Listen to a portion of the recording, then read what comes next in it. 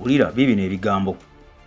Okufa oba amawulire g'okufa kwa Museveni State House emaze nevayo n'ekakasa eggwanga. Amawulire g'okufa kwa General Museveni State House ekakasizza eggwanga.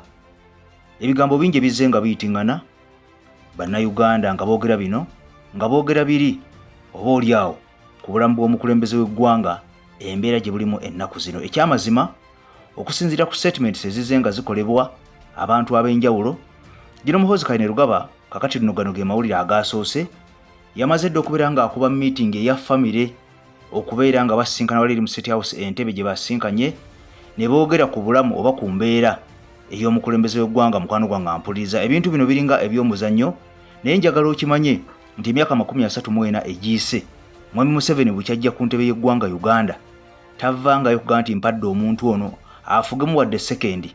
Lwaki kizze kati byenkuleetedde osooka otegere mukwano gwange ampuliriza nti politics muzibu wa kuyigira wa kutegeera oba oliawo.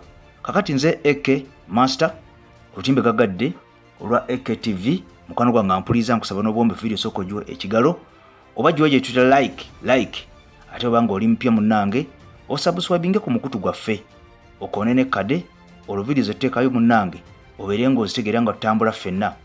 Amawulire mangi mukwano gwange ampuliriza agaze nga gayitingana ku mukulembeze w'eggwanga Uganda Mwami General Museveni ate bahabulwa. Kakati gano nga gayitingana abamu nga bagamba nti ali mu intensive care oba mu kasenge akaabayi.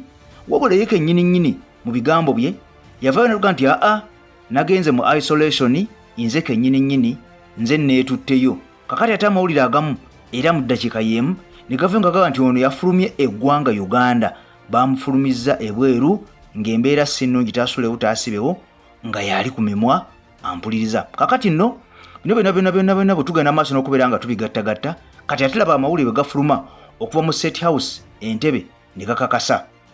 Wabula gwagala okusiba dreads mukwano gwange ampuliriza ez'emiguwa n'ezo ezannakyo ng'oli mwami oba oli mukyala oba mwana muto, enamba esimu gyola screen yo gyobateekako WhatsApp message. Kakati abantu bano bajja kukolako bulungi nnyo era nga bakulumbaawo ewe wakawo oli bakolerako kubanga okyagadde.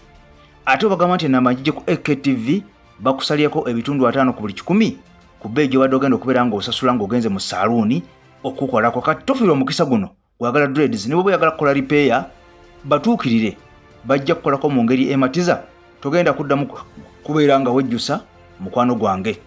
Kati wulira Mwami Museveni oluvannyuma lw'okubeera nga yajja wali ekkololo okwa ku State of the Nation okubeera nga munanga ayogerako eri eggwanga, ono najjira mu mmotoka ye yekka ne mukyala we najjira mu mmotoka ye yekka, buli muntu najja ne convoy eyiye.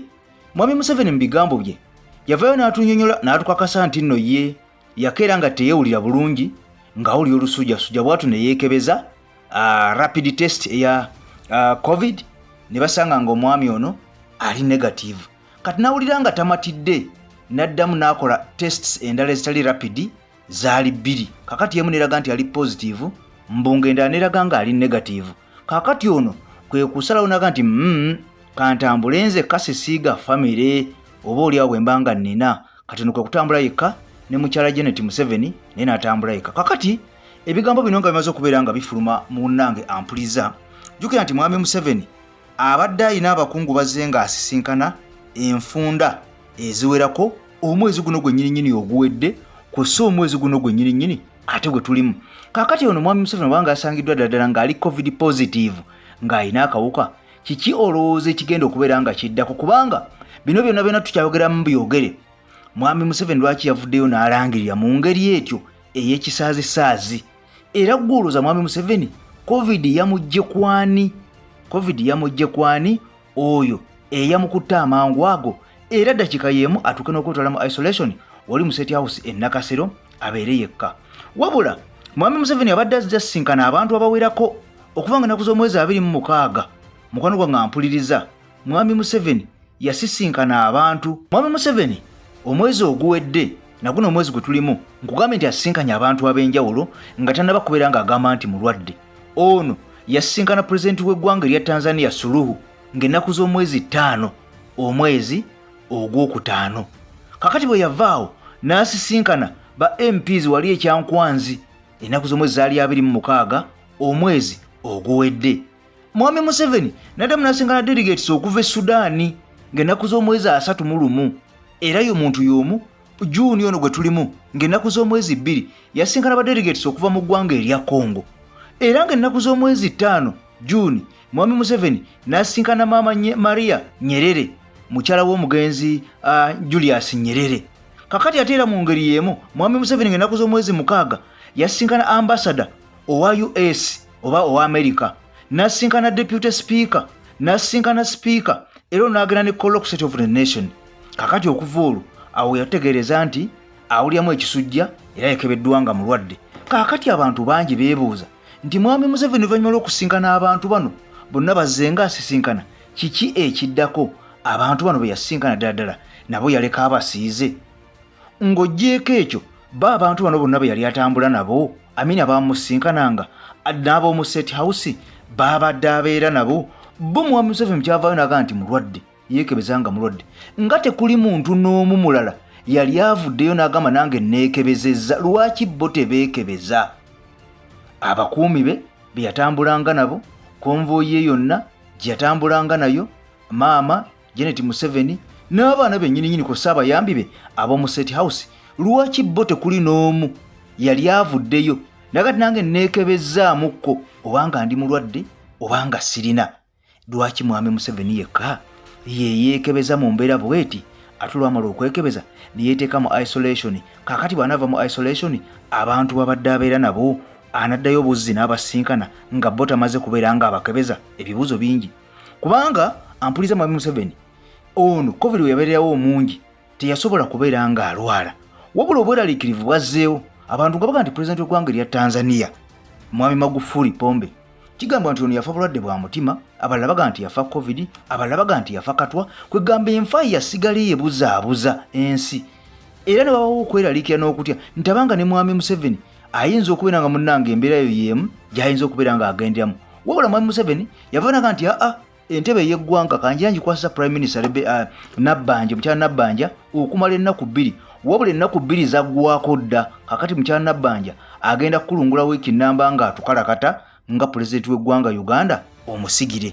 Era ekyo nakyo kyewuunyisizza nnyo ensi nga kyebuuzibwa lwaki Mwami Museveni yateekako deputy vice president, oba lwaki teyateekako speaker oba deputy speaker oba ssaabalamuzi ow'enyiddolo era n'anonoozayo Prime Minister Robinah Nabbanja. Byonna bibuuzo. Mwami Museveni Robinah Nabbanja, okusinza ku Robinah Nabbanja yavuddeyo n'atutegeeza wali eri mu kukungubagira Katolo bwama ku National Theatre naga nti Mwami Museveni kati agenza akuba ku matu, agenza aterera, agenza afunamu agali empuuta nti era waayogerera essaawa yonna agenda kubeera nga akomawo asobole okubeera nga munnange adda mu ofiisi asimbule bupya okubeera nga atukalakata n'okutuvuga n'okubeera nga atuulula ku spiriku yali atutwalira.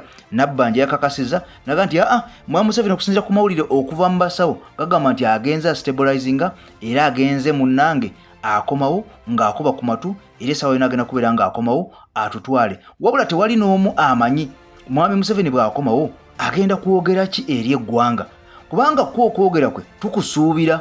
Era Mwami Museveni abantu bazzenga asisinkana bano bonna lwaki bo tebeekebezezza?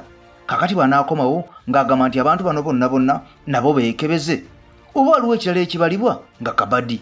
Nguga nti General Muhoozi Kainerugaba ono yakubye meeting eya famire mu maka g'obukulembeze Entebbe, era bano nga basala entotto ku bulwadde bw'omukulembeze oba nga taata waabwe oba ng'omukulembeze w'eggwanga kiki ekiddako era kyekigenda maaso okusinziira mu mbeera mwali.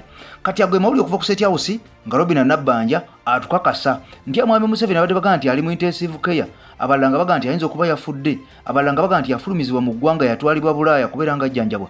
Ono waali nnyo era abaddewo nga isolatinga mu kasenge ke yekka era agenza aterera nga stabilizinga. Wabula ekyebuuzibwa omuntu yenna bw'asangibwa ne covid kigambibwa nti ennaku entono nnyo zalina okubeera nga ali isolated zirina okubeera ennaku 14.